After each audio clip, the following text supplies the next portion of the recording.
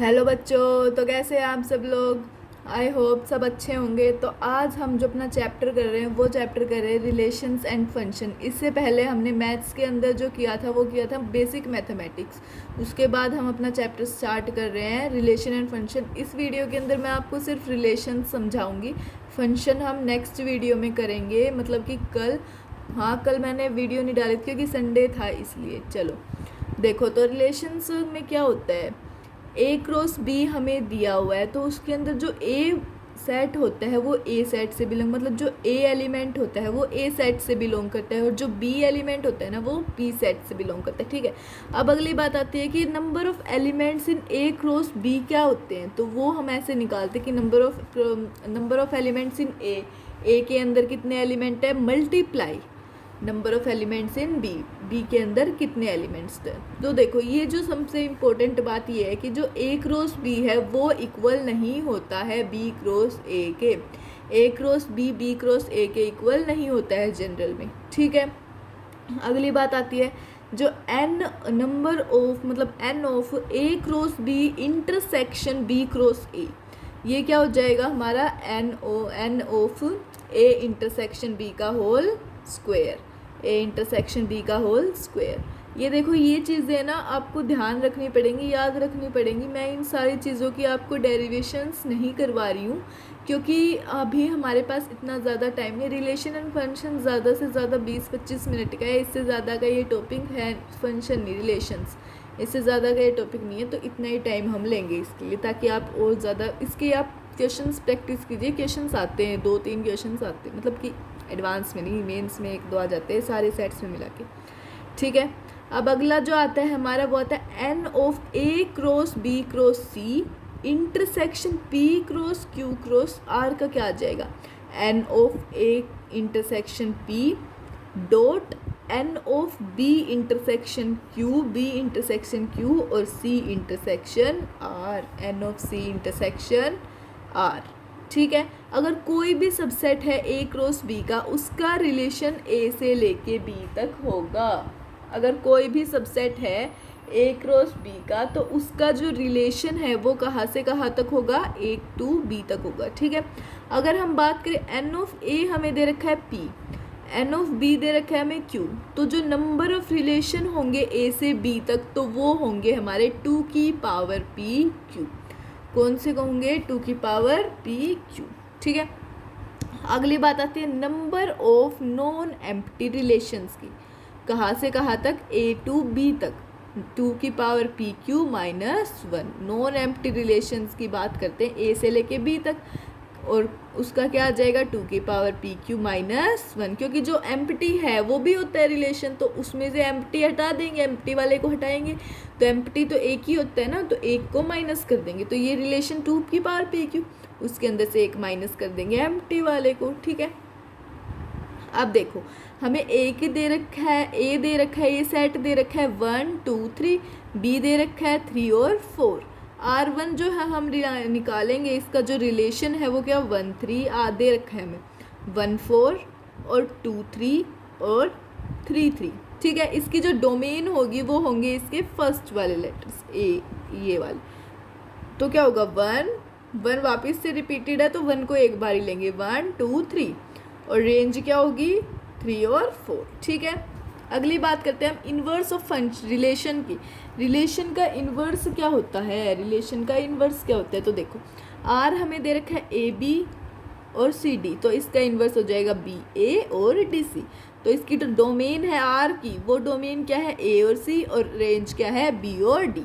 ठीक है, अब अगला जो आता है वो आता है हमारे पास एक क्वेश्चन। अगला हमारे पास क्या आता है, क्वेश्चन। इस क्वेश्चन के अंदर देखो क्या है, कोई लीनियर रिलेशन दे रखा है कंपोनेंट्स के बीच में, ऑर्डर्ड पेयर के कंपोनेंट्स के बीच में। तो क्या दे रखा है वो, r इज इक्वल टू 0, 2 -1, 5 2, -4 तक।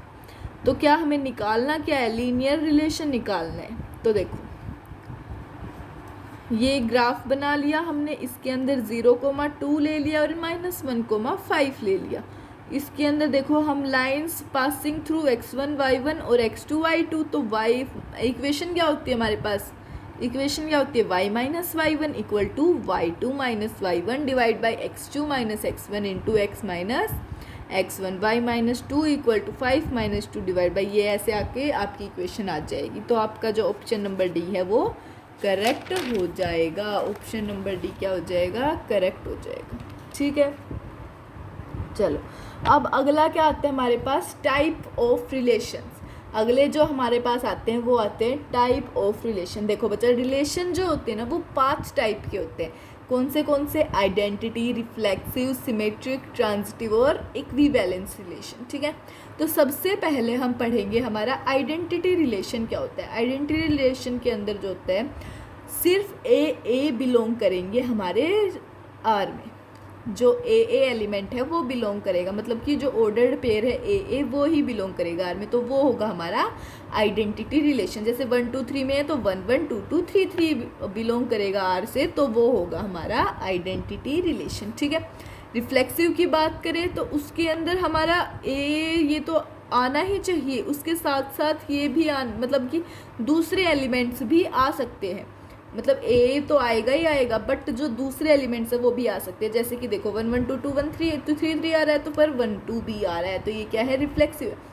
हर आइडेंटिटी, ये भी आप ध्यान रखना अच्छे से, जो हर आइडेंटिटी रिलेशन है वो रिफ्लेक्सिव होता है, but her reflexive relation identity नहीं होता, नहीं होता। ठीक है, चलो अगली बात करती है सिमेट्रिक रिलेशन की। सिमेट्रिक के अंदर क्या होता है, अगर कोई भी ए बी है वो बिलोंग करे आर से, तो जो बी ए है वो भी बिलोंग करेगा आर से। जो ए बी है अगर वो बिलोंग करता है आर से, तो बी ए भी बिलोंग करेगा आर में। तो ये क्या होता है हमारा सिमेट्रिक रिलेशन। जैसे कि ए दे रखा है 1 2 3, आर दे दिया हमें 1 1 1 2 2 1 3 1 1 3। अब 1 2 है तो 2 1 इसका उल्टा भी होगा, 3 1 है तो 1 3 भी होना चाहिए। तो ये क्या है हमारा सिमेट्रिक, मतलब कि R equal to R inverse होता है। ठीक है, अगला जो आता है वो आता है हमारे पास ट्रांजिटिव रिलेशन। कौन सा रिलेशन आता है, ट्रांजिटिव रिलेशन। दिखने में दिक्कत हो रही है लगता है, नहीं सही, चलो। ट्रांजिटिव रिलेशन के अंदर ये जो रिलेशन है ये हमारा इम्पोर्टेंट रिलेशन। इसके अंदर क्या होता है, जो ए बी है और बी सी बिलोंग करेंगे आर से, ए बी और बी सी बिलोंग करेंगे आर के अंदर, तो जो हमारा ए सी है वो भी बिलोंग करना चाहिए आर के अंदर। देखो बी और बी सेम है, इन दोनों को हटा देंगे तो ए सी है वो क्या होना चाहिए, आर में होना चाहिए, तभी वो हमारा होगा ट्रांजिटिव रिलेशन। जैसे कि 1 2 3, इसके अंदर देखो 1 1, अब देखो 1 किस में है, फर्स्ट पे 1 1 ये हटाएगा तो 1 3 है, बिल्कुल है। देखो बेटा, जिसके अंदर ये वाला आ जाए ना पहले, उसको हम मानते हैं कि हाँ भाई ये प्रेजेंट है, ठीक है। अब बात करते हैं 1 3 और 3 2। 1 3 के अंदर 3 लास्ट में, इसके अंदर भी 3 लास्ट में, तो 3 3 को हटा देंगे तो 1 2 आ रहा है, हाँ आ रहा है, चलो ये भी बिलोंग करता है। ठीक है, चल ये जो है हमारा क्या है, ट्रांजिटिव रिलेशन। कोई भी रिलेशन, अगर अब अगले रिलेशन की बात करते हैं, अगर ए के ऊपर कोई भी रिलेशन रिफ्लेक्सिव भी हो, सिमेट्रिक भी हो, ट्रांजिटिव भी हो, तो उस रिलेशन को हम कहेंगे इक्विवेलेंस रिलेशन। उस रिलेशन को हम क्या कहेंगे, इक्विवेलेंस रिलेशन। ठीक है, नेक्स्ट जो आता है वो आता है हमारे पास एक क्वेश्चन। क्वेश्चन के अंदर क्या है, देखो हमें एल डिनोट करते हैं, सारी स्ट्रेट लाइंस होती है ना प्लेन के अंदर, वो सब क्या डिनोट करते हैं, एल से डिनोट करते हैं हम उन सबको। तो एक रिलेशन मान लेते हैं आर को, जो डिफाइंड है, अल्फा जो है उसका रिलेशन है बीटा के साथ। अल्फा है उसका क्या रिलेशन है, बीटा के साथ। तो अल्फा जो है वो परपेंडिकुलर है बीटा के, और जो बीटा और अल्फा बीटा दोनों क्या बिलोंग, कहाँ से बिलोंग करती है, एल से, यानी कि स्ट्रेट लाइन से बिलोंग करती है। तो आर क्या होगा, तो हमारा आर क्या होगा, तो देखो ये लाइन दे रखी है L1, ये L3, L2 और L4 दे रखा है। ठीक है, ये L6 है हमारा, L5 और L7। ठीक है, चलो अगली बात करते हैं। अब हम रिफ्लेक्सिव चेक करते हैं कि भाई कोई भी अपने खुद से तो परपेंडिकुलर, अब L1 खुद से थोड़ी परपेंडिकुलर होगी, तो ये परपेंडिकुलर नहीं होगी, तो ये रिफ्लेक्सिव रिलेशन नहीं है।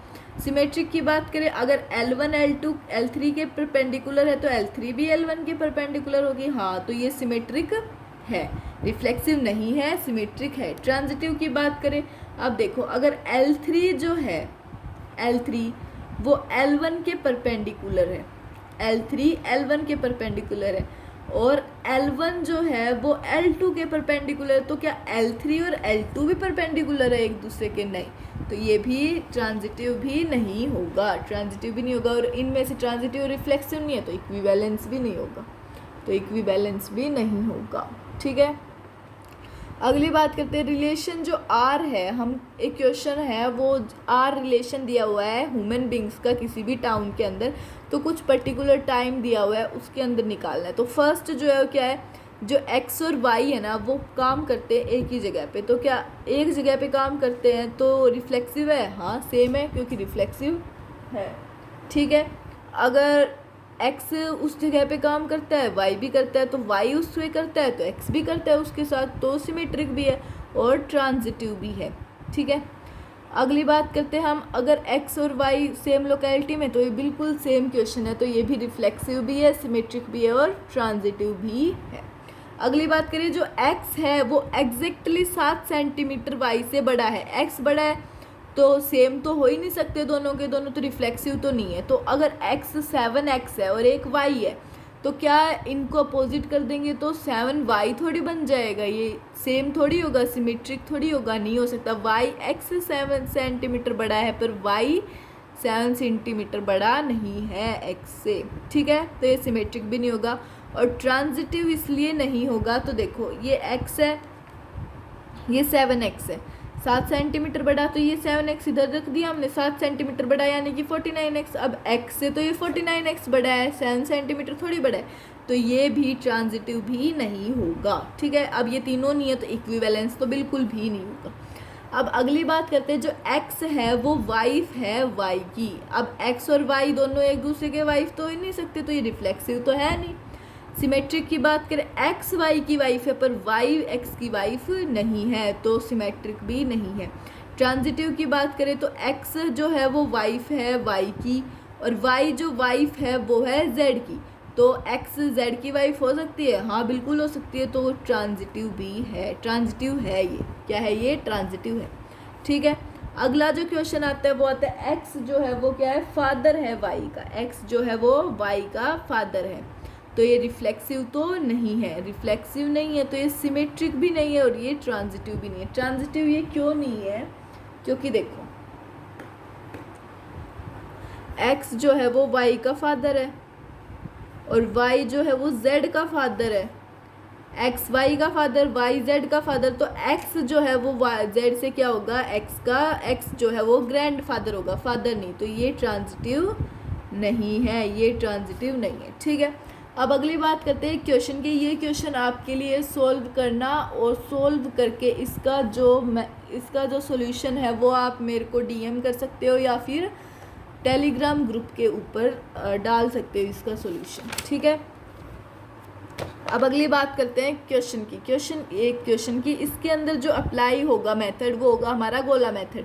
ये मैंने आपको बेसिक मैथमेटिक्स के अंदर सिखाया था, इससे जो पिछला लेक्चर था उसके अंदर। ठीक है, तो देखो इसमें क्या है, जो नंबर ऑफ प्राइम नंबर है, मतलब कि प्राइम नंबर के नंबर है वो क्या है, रेंज के अंदर फंक्शन दिया हुआ है उसका f of x is equal to 96 divided by 7 into X की power 4 plus 3x square plus 1। तो ये f ऑफ x दे दिया 96 बाई 7 इंटू एक्स की power 4 plus 3x square plus 1। तो p हमारा क्या है, देखो p मान लिया इसको हमने लेट कर लिया p, तो x की power 4 plus 3x square plus 1 और x स्क्वेयर को क्या मान लिया t, तो x स्क्वेयर को t और t जो है वो किससे बड़ा है, 0 से बड़ा है। 0 से बड़ा होगा क्योंकि स्क्वेयर है तो इक्वल होगा या फिर बड़ा होगा। तो देखो t square plus 3t plus 1, इसका क्या करेंगे हम, फैक्टराइजेशन करेंगे। क्या, कंप्लीटिंग द स्क्वेयर मेथड लगाएंगे इसके अंदर। कंप्लीटिंग द स्क्वेयर मेथड लगाया तो 3 का हाफ करेंगे और उसका स्क्वेयर, 3 का हाफ क्या हो जाएगा 3/2 और उसका स्क्वेयर क्या हो जाएगा 9/4 माइनस 9/4 प्लस 1। तो ये क्या हो गया, इसका पूरे का ये क्या हो गया t प्लस 3/2 का होल स्क्वेयर, माइनस इनको सॉल्व किया तो माइनस 5/4। अब गोला मेथड ये किससे बड़ा है, ग्रेटर देन इक्वल टू 0 है, तो ये पूरा किधर हो जाएगा, कितना हो जाएगा 3/2 से लेके इन्फिनिटी। अगर इस पूरे की बात करें तो ये कितना हो जाएगा, इसके अंदर प्लस करेंगे 3/2, मतलब इसका स्क्वायर कर देंगे ना। इसकी बात करते थे तो ये इतना था, अब इसका स्क्वायर करेंगे तो 9/4 से इन्फिनिटी। अब इसके अंदर 5/4 और ऐड कर देंगे, तो 5/4 ऐड करेंगे तो 1 से लेके इन्फिनिटी। ठीक है, अब अगर हम 1 से लेके इन्फिनिटी, इसकी रेंज आ गई सिर्फ इतने इतने की। अब बात करते हैं 96/7, तो इसके अंदर ये इसकी रेंज थी 1 से इन्फिनिटी, इस वाले 7 से आ गई 7 से इन्फिनिटी। 96 से आ गई कितनी, 0 से 1/7, 0 से 1/7, और इस पूरे से आ गई कितनी, इस पूरे से कितनी आ गई, 0 से 96/7, 0 से 96/7। ठीक है, ये वाला हो गया हमारा क्वेश्चन। अब मतलब इसका जो आंसर आया है वो आया है 0 से 96/7। तो मतलब इसको अगर हम डिवाइड करते हैं, अगर इसका आंसर निकालते तो आ जाएगा हमारा 6। कितना आ जाएगा, 6। चलो अब अगली बात करती है, एक और रिलेशन होता है, वो होता है हमारा एंटी सिमेट्रिक रिलेशन। कौन सा रिलेशन, एंटी सिमेट्रिक रिलेशन। इसके अंदर क्या होता है, जो ए बी है वो बिलोंग करते हैं आर से, और बी ए बिलोंग नहीं करता है आर से। बी ए आर से बिलोंग नहीं करता है। ए जो है वो बी के इक्वल नहीं होता है, ए जो है वो बी के इक्वल नहीं होता है। देखो ऐसी बात नहीं है कि एंटी सिमेट्रिक का मतलब ये होता है कि सिमेट्रिक का उल्टा, नहीं, ऐसा कुछ नहीं है। कुछ रिलेशन सिमेट्रिक भी नहीं होते, एंटी सिमेट्रिक भी नहीं होते। कुछ रिलेशन सिमेट्रिक भी होते हैं और एंटी सिमेट्रिक भी होते हैं। ठीक है, देखो तो देखो 1 1 2 2 2 3, अब ये एंटी सिमेट्रिक है क्योंकि इसके अंदर 3 2 प्रेजेंट नहीं है, तो ये एंटी सिमेट्रिक है। ठीक है, अब देखो सिमेट्रिक की अगर इसके अंदर बात करें, 1 1 भी है, 2 2 भी है, 2 3 भी, 3 2 भी और 1 3 भी है। तो अब इसके अंदर देखो 2 1 3 है पर 3 1 नहीं है, तो सिमेट्रिक तो ये है ही नहीं, भूल जाओ, सिमेट्रिक नहीं है। अब ये एंटी सिमेट्रिक भी नहीं है। एंटी सिमेट्रिक क्यों नहीं है भाई, इसके अंदर तो इसका उल्टा प्रेजेंट नहीं है। एंटी सिमेट्रिक इसलिए नहीं है क्योंकि 2 3 भी प्रेजेंट है और इसका उल्टा 3 2 भी प्रेजेंट है। हमें तो कोई भी उल्टा नहीं चाहिए, तो क्या हो गया, ये हमारा एंटी सिमेट्रिक। ठीक है, अब देखो इसके अंदर 1 1 2 2 3 3, अब इसके अंदर ये सिमेट्रिक भी है और एंटी सिमेट्रिक भी है। ठीक है, अगली बात करते हैं हम हमारे कंपोजिट फंक्शंस की। किसकी बात करते हैं, composite function, composite relation, sorry composite relation. इसके अंदर हमें ए सेट दे रखा है, बी दे रखा है, सी दे रखा है। इधर से इसका रिलेशन आर दिया हुआ है, इससे बी से सी का रिलेशन एस दिया हुआ है, तो पूरे का पूरा क्या हो जाएगा, एस ओ आर। अब ये 1 से कहा 4, 1 से 5, 2 से 4, 3 से 5, 4 से 6, 4 से 7, 5 से 7। ठीक है, अब ए दे रखा है 1 2 3, बी 4 5, सी 6 7। आर जो है वो हमारा क्या है, 1 से 4, 1 4, 1 5, 2 4, 3 5। एस क्या है, 4 6, 4 7 और 5 7। ठीक है, अगर हम बात करें ए क्रॉस सी की, तो ए क्रॉस सी क्या है, 1 6, 1 7, 2 6, 2 7, 3 6, 3 7। ये 3 6 मैंने ऊपर लिख दिया। अगर हम बात करें एस ओ आर की, एस ऑफ आर की बात करें तो क्या आ जाएगा हमारा 1 6। एस ऑफ आर का मतलब ये यहाँ से यहाँ गया, फिर यहाँ से यहाँ गया, मतलब कि 4 से यहाँ गया, तो 1 से 6, 1 से ये वाला ले लिया, ये वाला ले लिया। ठीक है, अब ये यहाँ से यहाँ 5 गया, 5 7 गया, तो 1 7। ठीक है, 2 से 4 गया, फिर 4 से 6 गया, फिर 4 से 7 गया, तो 2 से 6 और 2 से 7, 2 7। 3 से 5 गया, तो 5 से 7, तो 3 और 7। ठीक है, और ये जो होता है वो सबसेट होता है ए क्रॉस सी का। ए क्रॉस सी का क्या होता है, सबसेट होता है। ठीक है, चलो अगला भी हमारा एक क्वेश्चन है। इसके अंदर हमें आर दे रखा है, आर इन्वर्स निकालना है। आर इन्वर्स हमारा हो जाएगा इसका अपोजिट, तो 5 4 4 1 6 4 6 7 5 5 7 3 7 3। ठीक है, ये हो गया हमारा R inverse. R inverse of R, ये क्या आ जाएगा हमारा, आर इन्वर्स ऑफ आर क्या हो जाएगा इन दोनों का, तो 5 से 4 4 इधर 5, 5 से 5, 5 से 5। आर इन्वर्स ऑफ आर पूछा है, sorry, R inverse of R, just a second. इसके अंदर क्या था, देखो एस ऑफ आर था, एस ऑफ आर से क्या निकाला था, आर जहाँ जा रहा है उधर तक एस, तो ये क्या हो जाएगा 4 से 4 यानी कि 4 5, हाँ 4 5 5 5 हटा दिया तो 4 4, ठीक है। आर इन्वर्स है यानी कि आर से स्टार्ट करना है आपको, तो 4 5 5 5 हटा दिया तो 4 4 4 5, और कहीं आ रहा है इसके अंदर 5 नहीं तो कुछ नहीं होगा इसका। 1 4 इसके अंदर कहीं 4 आ रहा है, हाँ 4 आ रहा है तो 4 4 हटा दिया तो 1 1, इसके अंदर 1 4 5 4 नहीं। 4 6 6 आ रहा है, हाँ 4 4 आ गया पहले, 4 6 आ रहा है, 4 7 आ गया, ठीक है। 7 6 7 4 आ गया, 7 6 7 7 आ गया, 3 7 7 हो रहा है, 3 3 आ गया, ठीक है। ये होता है हमारा कंपोजिट रिलेशन। क्या होता है कंपोजिट रिलेशन।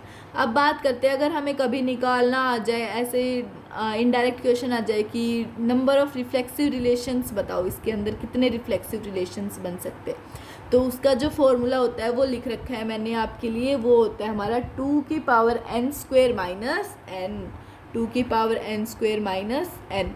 अगर हमें सिमेट्रिक रिलेशंस निकालना आ जाए तो सिमेट्रिक रिलेशंस का फॉर्मूला क्या होता है, वो होता है 2 की power n square plus n by 2, 2 की power n square plus n by 2, ठीक है। अब अगली बात आती है हमारी क्वेश्चन की। किसकी बात आती है, क्वेश्चन की। क्वेश्चन के अंदर देखो summation k is equal to 1 up to 40, ये निकालना है under root 1 plus 1 by K square plus 1 by K plus 1 का whole square is equal to A plus B by C, जिसके अंदर ए बी सी है वो बिलोंग करते हैं एन से, और बी जो है वो छोटा है सी से, जी बिलोंग करता है डी से, जी सबसेट है डी का, और ये बी सी है, इक्वल टू ये क्या है 1। तो हमें निकालना है ए प्लस बी की वैल्यू। किसकी वैल्यू निकालनी है, ए प्लस बी की। तो देखो इसके अंदर ये दे रखा है, इसको हम लेट कर लेते हैं टी के। क्या मान लिया हमने, इसको टी के मान लिया। चलो टी के हमारा क्या है, अंडर रूट में 1 plus 1 by K square plus 1 by 1 plus 1 by K plus 1 का होल स्क्वेयर। तो इसका हमने पूरे का ले लिया एलसीएम। एलसीएम लेने के बाद ये आ गया के स्क्वेयर, इधर के स्क्वेयर इंटू के प्लस 1 का होल स्क्वेयर प्लस के प्लस 1 का होल स्क्वेयर प्लस के स्क्वेयर। अब इसको हम क्या कर सकते हैं, इसको खोल सकते हैं इस आइडेंटिटी को। ये के प्लस 1 की होल स्क्वेयर की आइडेंटिटी है, इस आइडेंटिटी को अगर हम खोलें तो ये क्या आ जाएगा, के स्क्वेयर प्लस 2 के प्लस 1। तो अंडर रूट में के इंटू के प्लस 1 का होल स्क्वेयर, इसको हम क्या लिख सकते हैं, स्क्वेयर है दोनों के ऊपर तो इसका होल स्क्वेयर लिख सकते हैं, प्लस इसको अगर हम सोल्व करें तो ये आ जाएगा 2 के स्क्वेयर प्लस 2 के प्लस 1 डिवाइडेड बाय के स्क्वेयर इंटू के प्लस 1 का होल स्क्वेयर। ये भी ऐसा ही, ये भी ऐसा एज इट इज़ लिख दिया, बस इसके अंदर हमने 2 के क्या ले लिया, कॉमन ले लिया। चलो 2 के ले लिया कॉमन, उसके बाद हमारे पास क्या है, इसका पूरे का होल स्क्वायर बन गया, नीचे भी ऊपर भी। तो ऊपर ये हट गया हमारा, जो अंडर रूट था स्क्वेयरिंग से वो हट गया, तो टी के की वैल्यू आ गई मोड में। मोड में क्या आ गया, के इंटू के प्लस 1 डिवाइडेड बाई के इंटू के प्लस 1। तो ये क्या हो गया हमारा, ये हो गया हमारा, डिवाइड कर दिया अलग अलग हमने। तो डिवाइड करने के बाद आ गया के इंटू के प्लस 1 डिवाइडेड बाई के इंटू के प्लस 1 प्लस 1 बाई के इंटू के प्लस 1। तो ये इससे कैंसिल, 1 प्लस 1 बाई के इंटू के प्लस 1। तो ये कितना हो गया, के प्लस 1 माइनस के। इसको लिख सकते हैं ना, अगर के से के कट जाएगा तो बचेगा तो 1 ही, के प्लस 1 माइनस के, ठीक है। तो ये क्या आ गया, 1 प्लस के प्लस 1 डिवाइडेड बाई के इंटू के प्लस 1 माइनस के बाई के इंटू के प्लस 1, कट गया इससे। तो टी के क्या आ गया हमारा, 1 प्लस 1 बाई के माइनस 1 बाई के प्लस 1।